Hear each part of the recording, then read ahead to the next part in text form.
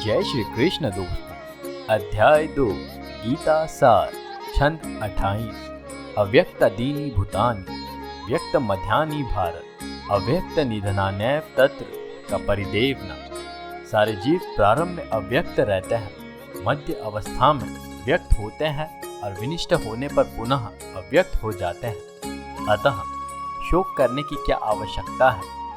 तात्पर्य यह स्वीकार करते हुए कि दो प्रकार के दार्शनिक हैं। एक तो वे जो आत्मा की अस्तित्व को मानते हैं और दूसरे वे जो आत्मा के अस्तित्व को नहीं मानते। कहा जा सकता है कि किसी भी दशा में शोक करने का कोई कारण नहीं है। आत्मा के अस्तित्व को न मानने वालों को वेदांतवादी नास्तिक कहते हैं।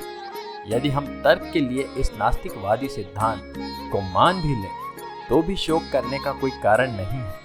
आत्मा के पृथक अस्तित्व से भिन्न सारे भौतिक तत्व सृष्टि के पूर्व अदृश्य रहते हैं। इस अदृश्य रहने की सूक्ष्म अवस्था से ही दृश्य अवस्था आती है। जिस प्रकार आकाश से वायु उत्पन्न होती है, वायु से अग्नि, अग्नि से जल और जल से पृथ्वी उत्पन्न होती है, पृथ्वी से अनेक प्रकार के पदार्थ प्रकट होते हैं। यथा एक विशाल गगनचुंबी महल पृथ्वी से ही प्रकट है।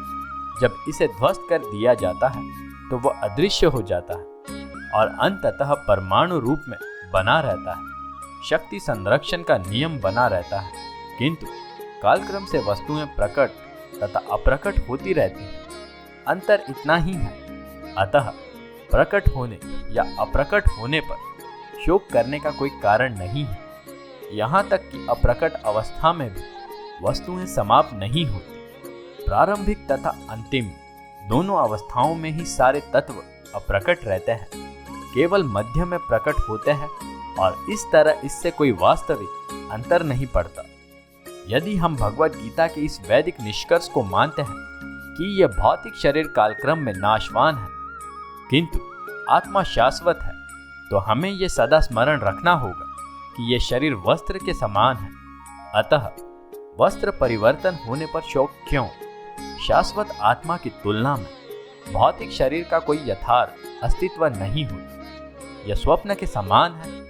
स्वप्न में हम आकाश में उड़ते या राजा की भांति रथ पर आरूढ़ हो सकते हैं, किंतु जागने पर देखते हैं कि न तो हम आकाश में हैं न रथ पर। वैदिक ज्ञान आत्म साक्षात्कार को भौतिक शरीर के अस्तित्व के आधार पर प्रोत्साहन देता है। अतः चाहे हम आत्मा के अस्तित्व को माने या न माने, शरीर नाश के लिए शोक करने का कोई कारण नहीं है। जय श्री कृष्ण दोस्त।